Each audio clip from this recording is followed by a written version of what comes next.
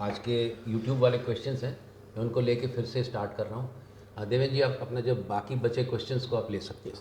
Sir क्या हिस्टोस्कोपी में pen होता है? नहीं होता है। हिस्टोस्कोपी एक अंडर एनेस्थीसिया प्रोसीजर है, और जो मेरे पास हिस्टोस्कोप है वो वैसे तो ओपीडी प्रोसीजर है, बट मैं फिर भी उसको कोशिश करता हूँ कि मैं जीए में करूँ ताकि उसमें पेन ना हो। सर क्या पीसीओडी? एक्चुअली क्या है, फिर से मैं बताना चाहता हूँ इस वीडियो के माध्यम से, एक आईवीएफ को लेके, एक हिस्टोस्कोपी को लेके, लेप्रोस्कोपी को लेके एक वाजिब डर है महिलाओं का कि क्या इसमें कितना दर्द होगा। तो मैं आपसे ये बताना चाहता हूँ कि मैं एक ऐसा व्यक्ति हूँ कि मेरे जो क्लाइंट हैं, मेरे मुझसे जो सर्विस लेने वाले लोग हैं, मेरा एक प्रिंसिपल रहता है कि उनको तकलीफ नहीं होनी चाहिए। भले ही हम थोड़ा सा पैसा एनेस्थेटिस्ट को दें, but they should be at a under ease and under relax mood. हाँ, सर क्या पीसीओडी मिसकैरेज का कारण हो सकता है? पीसीओडी मिसकैरेज का बहुत इंपॉर्टेंट कारण है, उसका रीज़न है।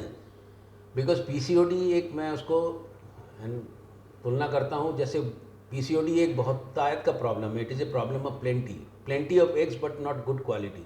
जैसे फल लगते हैं खूब, जब बम्पर फसल होती है तो उसमें क्वालिटी कम होती है, तो वैसे ही आईवीए जो पॉलीसिस्टिक ओवरी के जो एग्स होते हैं वो क्वालिटी वाइज बहुत अच्छे नहीं रहते, इसलिए उसमें एम्ब्रियो भी कई बार अच्छे नहीं बनते, और यदि प्रेगनेंसी भी होती है तो एबॉर्शन होते हैं। बट एक अच्छाई उसमें ये है कि प्रेगनेंसी बहुत लंबे समय तक हो सकती है, और ये जो एबॉर्शन है इसके बाद बहुत देर तक वेट मत करना, आप नेक्स्ट प्रेगनेंसी ले लेना। Uterus size is very small, can I carry a baby in future? Uterus size is very small. Why it is small? Because uterine size depends upon the hormone produced by ovaries. This is, again I am telling you, this is uterus, and this uterus is dependent on the production of hormones by the ovaries. These ovaries, they produce mainly an estrogen hormone. This estrogen hormone increases cell number, so it goes through blood and into the uterus. If it is good, then uterus grows. But if this ovary is not functioning well, अब ovary is not functioning well, why? Either it is itself is bad or its management is bad. If management is bad, we can treat it. If itself is bad, it is difficult to treat. Then we take this hormone from the market, supplement it, then we can make a good uterus. This uterus, after estrogen and progesterone, if bleeds, यदि इसमें period आता है, if it bleeds, then it is a good uterus. You can carry a baby. Sir PCOD में क्या सिर्फ IVF ही solution है pregnancy का? This is ये एक इम्पॉर्टेंट क्वेश्चन इसलिए है क्योंकि मैं पर्सनली ये देखता हूँ कि पीसीओडी के पेशेंट्स जो होते हैं वो एक रेगुलर ट्रीटमेंट लेते लेते डॉक्टर चेंज करते रहते हैं।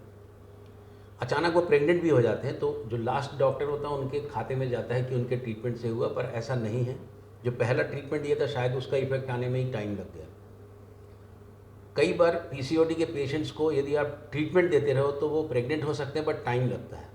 मेरा जो पर्सनल व्यू है पीसीओडी को लेके, ये मैं अपने एक वीडियो में भी डाला हूँ।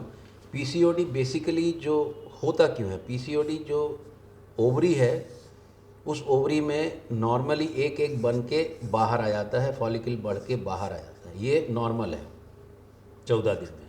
बट पीसीओडी में एक फॉलिकल के लिए जैसे 1000 अंडों की रेस होती है, वैसे ही इसमें सब दौड़ते हैं, सब जीतने लगते हैं, पर कोई जीतता नहीं है और बीच में आके रुक जाते हैं।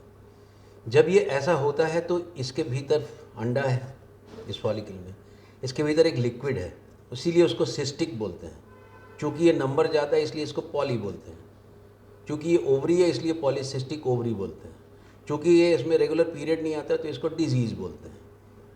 अब इसमें जो एग है ये एक ऐसे एनवायरनमेंट में है जिसमें कि मेल हार्मोन ज़्यादा है, जिसके कारण इन पेशेंट्स को असामान्य बाल, अनचाहे बाल, जहाँ बाल नहीं होने चाहिए जैसे फेस पे और अपर लिप पे, वहाँ बाल, बहुत सारी चीज़ें जो मेल के लिए होती है वैसा होने लगता है। ये जो हार्मोन है, ये हार्मोन यहाँ पर बहुत ज़्यादा रहता है। मेरा पर्सनल ओपिनियन ये रहता है कि यदि आप इस फॉलिकल को एस्पिरेट कर लो, जैसे हम आईवीएफ में करते हैं, मतलब इनके यदि हम आईवीएफ कर लें तो हमको अंडे तो मिलेंगे ही इसके भीतर के, भले ही क्वालिटी अच्छी ना हो, पर ये जो लिक्विड है, ये लिक्विड जो मेल हार्मोन है उसको एकदम से रिड्यूस करता है। तो इसमें जो चेंजेस आते हैं उसमें हो सकता है कि अगली बार एक सिंगल फॉलिकल निकलने का चांस बढ़े। इसलिए मैं पर्सनली पॉलीसिस्टिक ओवरी में यदि टाइम काफ़ी बीत गया तो don't take too much treatment, go for IVF। Sir MTP लेने के बाद प्रेगनेंसी हो ही नहीं रही है, 2 साल हो गए, क्या किसका लेने के बाद? MTP MTP किट लेने के बाद प्रेगनेंसी नहीं हो रही है। I think don't worry.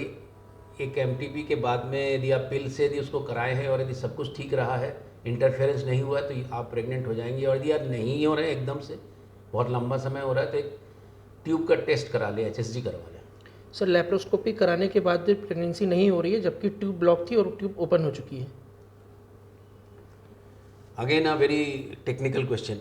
आपको मैं बता दूं कि जब हम लेप्रोस्कोपी करते हैं, लेप्रोस्कोपी करते में ये जो ट्यूब्स हैं, इन ट्यूब्स का हम देखते भी हैं ये खुली है कि नहीं।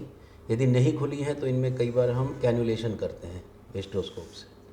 अब जब कैनुलेशन करते हैं तो जब यहाँ से दवाई डालते हैं तो ये यहाँ दवाई निकलती है। अब हम बोलते हैं कि ट्यूब्स आर ओपन, फिर भी प्रेगनेंसी नहीं हो रही। तो क्या केवल ट्यूब के ओपन होने से ही सब काम हो जाता है? ऐसा नहीं है। ट्यूब एक ऐसी जगह है जहाँ पर फर्टिलाइजेशन होता है, मतलब एग यहाँ से आएगा, स्पर्म यहाँ से जाएगा। ये जो फर्टिलाइजेशन वाली जो जगह है, ये फर्टिलाइजेशन वाली जगह इस ट्यूब, इस फर्टिलाइज्ड एग को, इसको फूड देते बनना चाहिए, मतलब इसमें जान होनी चाहिए ट्यूब में। दूसरा, ये फर्टिलाइज्ड एग को यहाँ से यहाँ तक ठेलती है, धक्का देती है करके यहाँ तक पहुँचाती है 5 दिन में, मतलब इसमें मूवमेंट भी होना चाहिए। अब ये मसल यदि ख़राब हो, यदि इसका इनर म्यूकोजा ख़राब हो, फूड ना दे पा रहा हो, तो ऐसी ट्यूब खुली होने के बाद भी प्रेगनेंसी नहीं होती। तो यदि ट्यूब खुल गई है और आप प्रेग्नेंट नहीं हो रहे हैं तो बहुत ज़्यादा दिन तक इसको इंतज़ार मत करिए, IVF करा लीजिए। सुनने और जुड़ने के लिए बहुत बहुत धन्यवाद। यदि आपको ये कंटेंट अच्छा लगता हो, मैं कोशिश करता हूँ कि काफ़ी कुछ आपको साइंस बताने का हिंदी में, ताकि आपको घर बैठे ये चीज़ें समझ में आए। एंड आप एक जानकार बन सके कि आप ट्रीटमेंट क्या लेने जा रहे हैं। कंटेंट यदि अच्छा लगता हो तो प्लीज़ हमारे चैनल को सब्सक्राइब करें, और हमारे सोशल मीडिया के दूसरे हैंडल्स, जैसे मैं अभी इंस्टाग्राम पे लाइव हूँ, आप हमारे फेसबुक पेज पे भी अपनी टिप्पणी दे सकते हैं। सुनने और जुड़ने के लिए बहुत बहुत धन्यवाद।